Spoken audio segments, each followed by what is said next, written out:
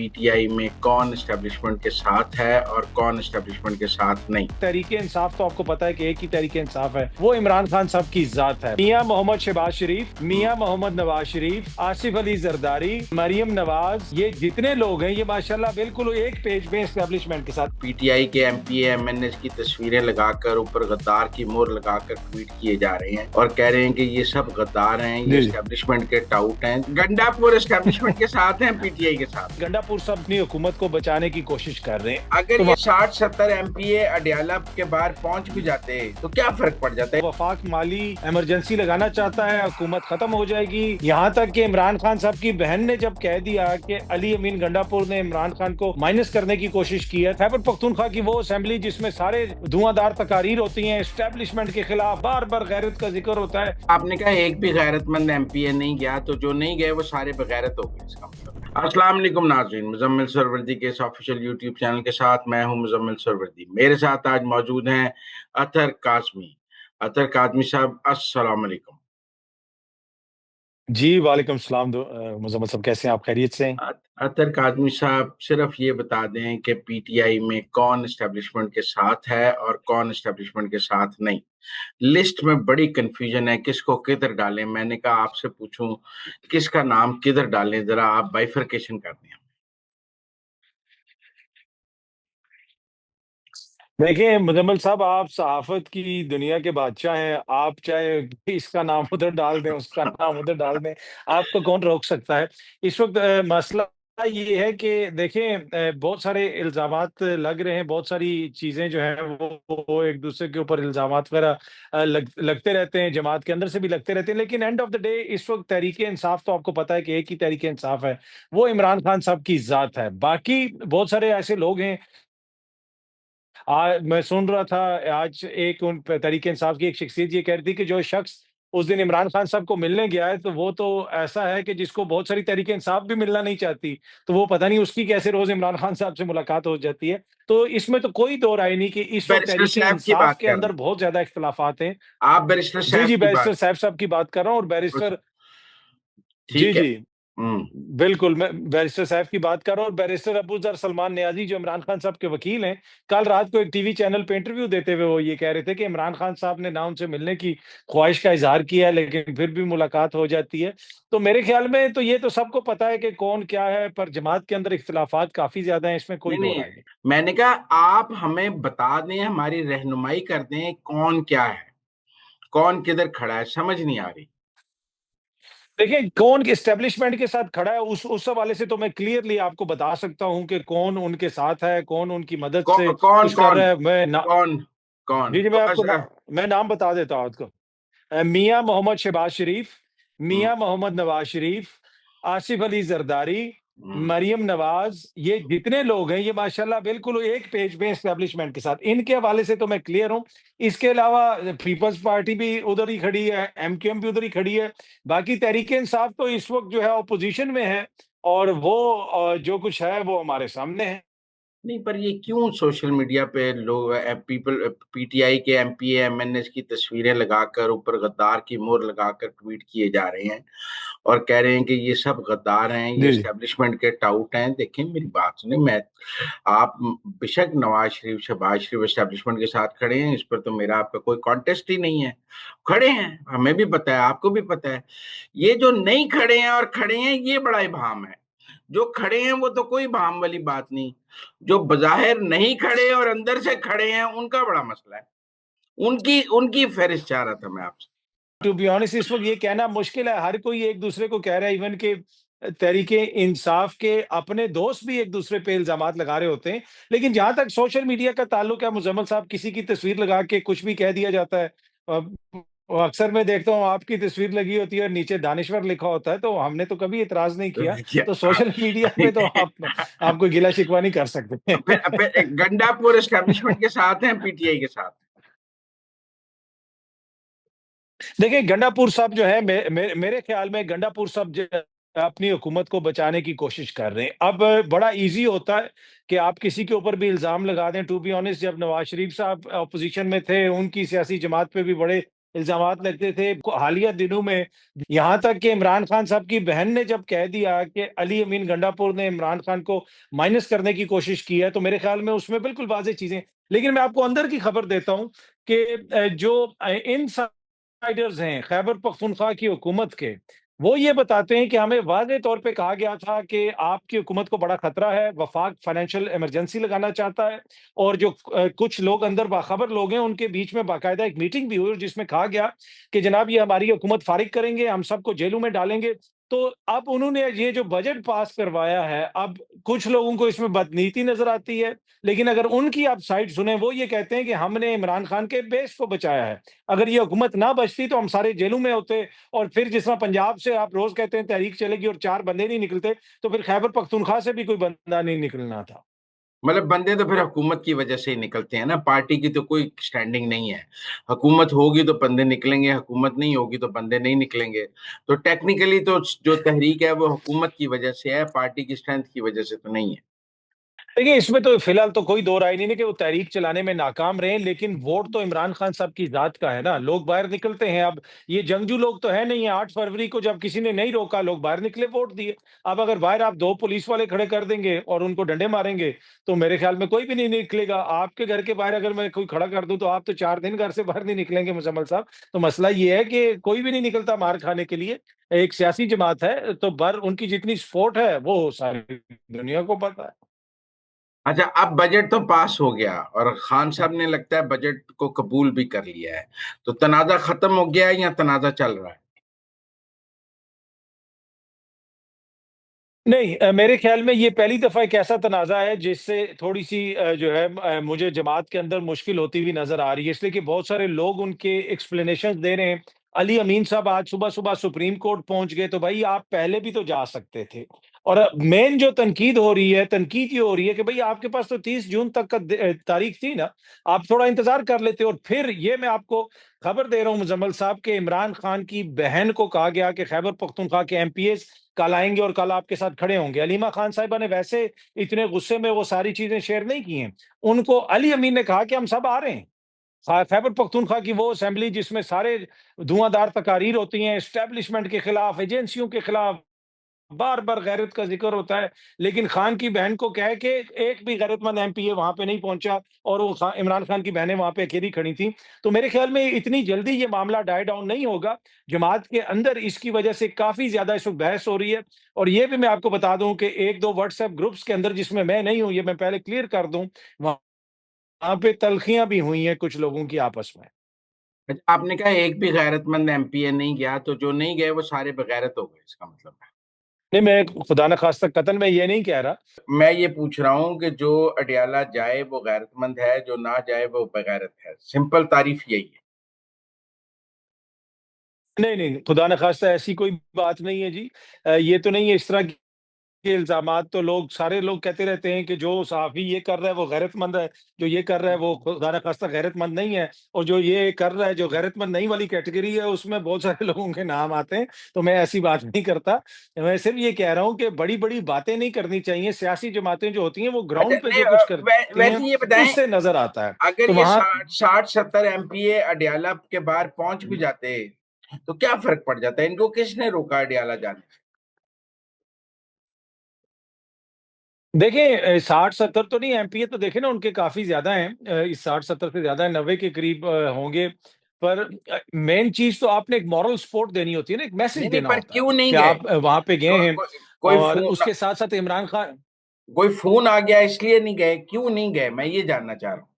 देखें जी, जो खबर है मेरे पास खबर ये है कि अली अमीन साहब ने उनको कहा कि हमें ये बजट पास करना है, अगर खुदा न खास्ता ये बजट पास नहीं हुआ तो वफ़ाक माली इमरजेंसी लगाना चाहता है, हुकूमत ख़त्म हो जाएगी, पार्लियामेंट को एक तरह से ख़त्म कर दिया जाएगा, सारे लोग जेलों में जाएँगे। तो ये खौफ़ की फ़ज़ा वहाँ पे क्रिएट की गई जिसके तहत बजट मंज़ूर कराया गया। ये अब वहाँ पे मौजूद लोग एक धड़ा ये कहता है। दूसरा धड़ा ये कहता है कि जनाब क्योंकि हमने इमरान खान साहब के मैंडेट को प्रिज़र्व करना था, वफाक के अंदर वैसे ही एक जाली मैंडेट पे हुकूमत बैठी हुई है, पंजाब में भी जाली है मैंडेट पे हुकूमत बैठी हुई है, तो क्यों हम जो हमारा हकीकी मैंडेट है उसको इस तरह गँवा दें? तो ये 2 सोच हैं इस वक़्त उधर जमात के अंदर। नहीं, पर खान साहब की भी तो कुछ सोच होगी ना, जब उन्होंने कहा होगा कि मेरे से पूछे बगैर पेश ना करें। उनके ज़हन में भी तो होगा ना कि माली इमरजेंसी लग सकती है, हुकूमत जा सकती है, मुझसे मुलाकात नहीं होगी, तो कॉन्सिक्वेंसेस थे। या तो वो इजाज़त दे देते, अलीमा खान मिलके आई थी तो वो कह देती कि खान साहब ने इजाज़त दे दी है। जब खान साहब ने आखिर तक इजाज़त नहीं दी तो उनके ज़हन में भी तो कुछ होगा ना, क्योंकि आप लोग समझते हैं कि खान से ज़्यादा अकल तो किसी में भी नहीं है। खान ही के पास सारी अकल है, बाकी सब तो बेवकूफ है हम्म। ये जो जमा हुए हुए हैं। तो वो जो अक्लो दानिश का मंबा है उसने कुछ सोच के ही कहा होगा ना। ये आपने जिस तरह कहा कि आप लोग समझते हैं कि जैसे आप इस वक़्त बांग्लादेश की आवाम से मुखातिब थे, आप भी इसी पाकिस्तान में रहते हैं नहीं, मैं नहीं समझता ना। मोहम्मद साहब, आप और आपको भी मैं पता है और आप कि समझते हैं। इस वक़्त आप समझते हैं, मैं नहीं समझता। मैं उन्हें बंदा नहीं, नहीं, बशर समझता हूँ, मैं हमारे लिए तो समझता हूँ। मुज़म्मिल साहब, हमारे लिए तो सबसे बड़ा जो है ना अक्ल जी, जी। हमारे मैं लिए तो अक्ल और दानिश का सबसे बड़ा मंबा आप हैं। आप अच्छा। जहाँ पे बैठते हैं, बातें करते हैं, अक्ल और दानिश के पौधे उगते हैं, बल्कि ये जो आपकी तस्वीर में पीछे पौधा जब हमने रिकॉर्डिंग शुरू की थी, ये वहाँ पे नहीं था। यूँ ही आपने 1-2 अकल और दानिश की वहाँ पे बातें गिराई हैं, ये पौधे उगना शुरू हो गए। देखें, जो जमहूरियत होती है, उसमें ये नहीं होता कि कोई बहुत बड़ा फिलॉसफर है। जमहूरियत में आपकी ताकत अवाम का वोट होता है।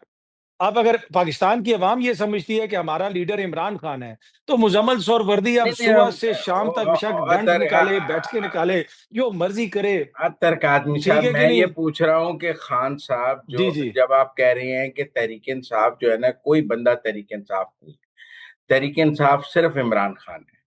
इमरान खान ने कहा मुझसे पूछे बगैर बजट पास नहीं करना। वो जो आदमी जो अपनी जात में मुकम्मल अंजुमन है, और ना उससे बेहतर कोई सोच सकता है, ना उससे बेहतर कोई नजर आ हुँ। सकता है, ना किसी की विजन उससे बेहतर है। उसने कुछ सोच के ये हिदायत दी होगी ना कि मेरे से पूछे बगैर बजट ना पास करना। तो उसकी सोच को जब रद्द किया गया है, तो फिर जो रद्द करने वाले थे उनकी सोच ज्यादा बेहतर है कि इमरजेंसी। इमरान खान को नहीं पता था माली इमरजेंसी लग जाएगी, खान को नहीं पता था हुकूमत टूट जाएगी, खान को नहीं पता था मेरे लोग जेल चले जाएंगे। उसने मना किया ना, उसकी सोच अफजल है। वो इन सबको तो जेल भेजना मुज़म्मिल चाहता साहब, था। यही तो तनाज़ा वो, चल रहा है ना, यही वो तो अभी इख्तिलाफ चल देखिए, रहा है। कल इमरान खान साहब की जो जी, जी, मुझे यही मैं अर्ज़ कर मुझे ये जी, जी। लगता है कि खान साहब माली इमरजेंसी लगवाना चाहती हैं। खान साहब अपनी पूरी पार्टी को जेल भिजवाना चाहते हैं। हुँ, उनका हुँ। मतलब है मैं ये मौजे कर रहे हैं, मैं जेल में हूँ, ये सब मेरे साथ साथ वाली बैरक में आके बैठे हैं, इनको पता लगे जेल क्या है, ये सरकारी गाड़ियों में फिर रही हैं। तो मुझे ऐसे लगा कि खान साहब माली इमरजेंसी भी लगवाना चाहते हैं, हुकूमत भी खत्म करना चाहते हैं, और इन सबको जेल में भी भिजवाना चाहते हैं, और ये बचना चाहते हैं।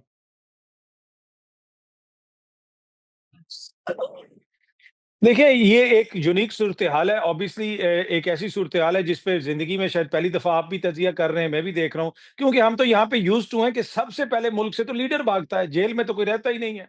सबसे पहले तो कोई जद्दा चला जाता है, कोई लंदन चला जाता है, कोई न्यूयॉर्क चला जाता है। तो एक यूनिक सूरत-ए-हाल है, उसमें अगर आपका तज़िया बेशक कज-फ़हमी पे मुब्तला के मुताबिक हो, तो वो उस पे हम तनकीद नहीं कर सकते, इसलिए कि आपने ऐसी सूरत-ए-हाल कभी देखी नहीं।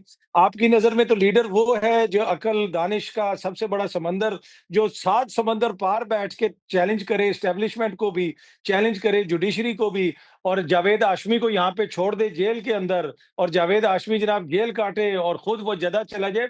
तो ये एक यूनिक सूरत-ए-हाल है जिसका पाकिस्तान में हमने पहले कभी नहीं देखा। तो अगर उसके ऊपर मेरा या आपका तज्ज़िया गलत हो जाए तो वो कोई ऐसी बात नहीं है। बाकी देखें, खान साहब बिल्कुल ये कहते हैं कि जनाब हमारा मकसद अपना मैंडेट रिस्टोर करवाना है। अगर उसमें वो हुकूमत चली जाती है तो चली जाए। हाँ, क्या जमात के अंदर कुछ ऐसे लोग हैं कि जिनका दिल होगा कि हमारी हुकूमत ना जाए? वो प्रोटोकॉल एन्जॉय कर रहे हैं, वो वज़ारतें एन्जॉय कर रहे हैं। हो सकता है कि बीच में वो कोई दिहाड़ी-शाड़ी भी लगा रहे हों। देखिए ना, मुख़्तलिफ़ खबरें आती रहती हैं, पंजाब की भी ऑडिट रिपोर्ट आई हुई है, खैबर पख्तूनख्वा की भी एक ऑडिट रिपोर्ट आई हुई है, अंसार अब्बासी साहब की एक स्टोरी थी।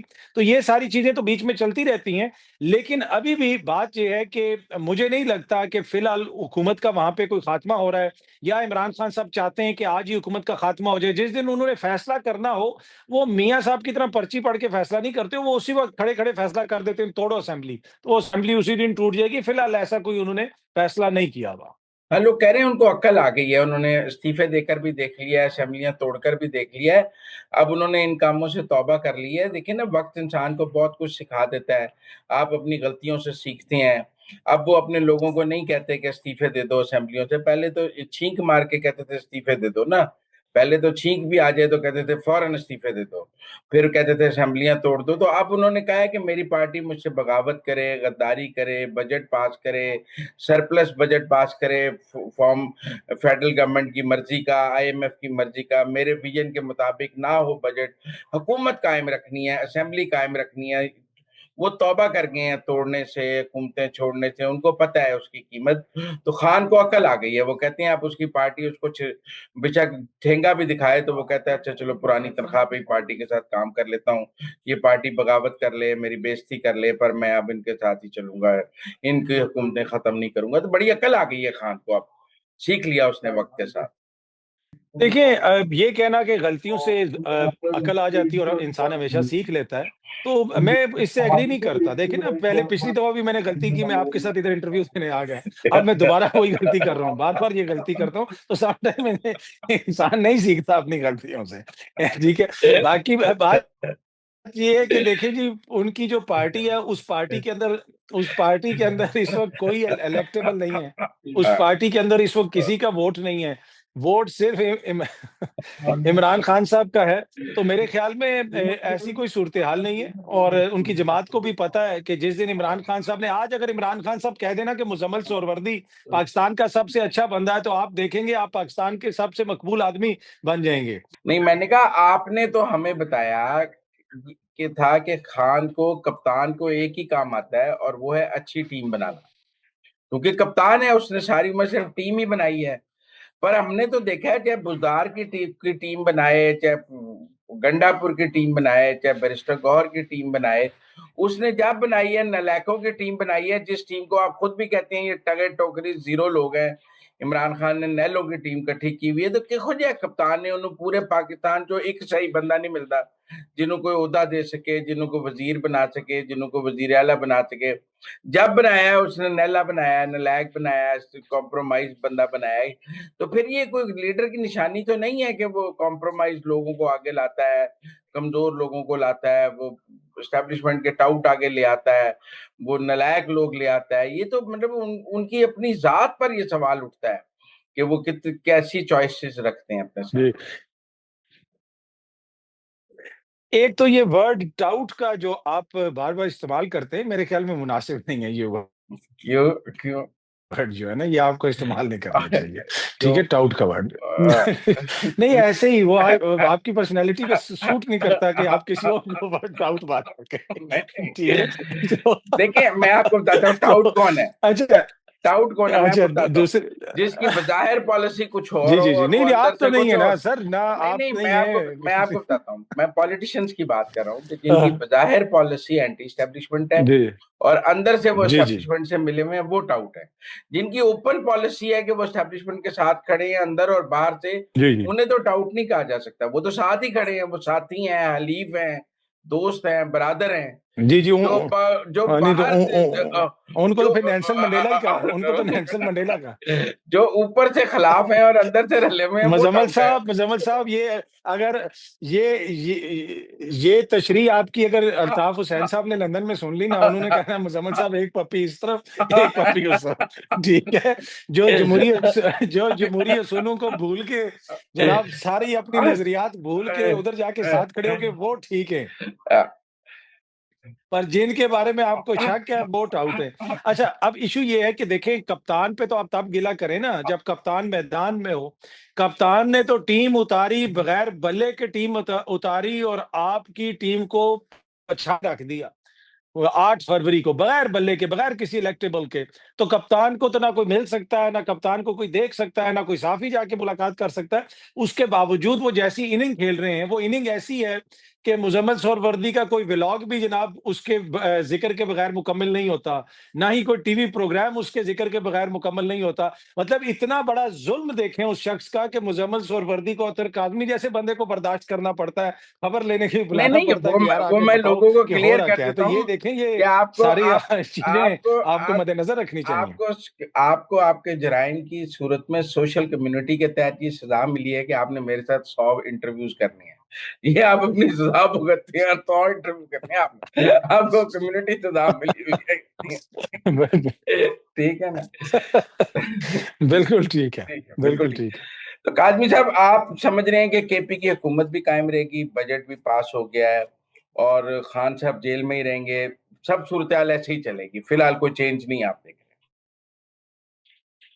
जी, मुज़म्मिल साहब, मुझे फ़िलहाल ना कोई बड़ी तहरीक चलते हुए नज़र आ रही है और जो केपी की हुकूमत है, मेरी नज़र में, हो सकता है मैं गलत हूँ, वो इस निज़ाम की गारंटी है।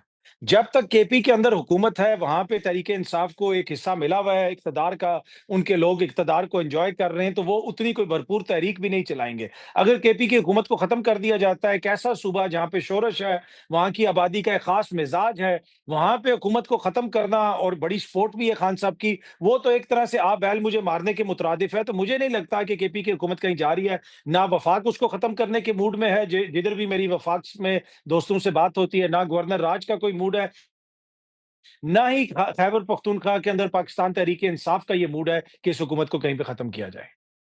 थैंक यू वेरी मच अतर काज़मी साहब हमारे साथ बात करने का। अभी मेरे और आपके 98 इंटरव्यूज़ बाकी हैं, 2 हुए हैं बहुत अभी शुक्रिया। बाकी।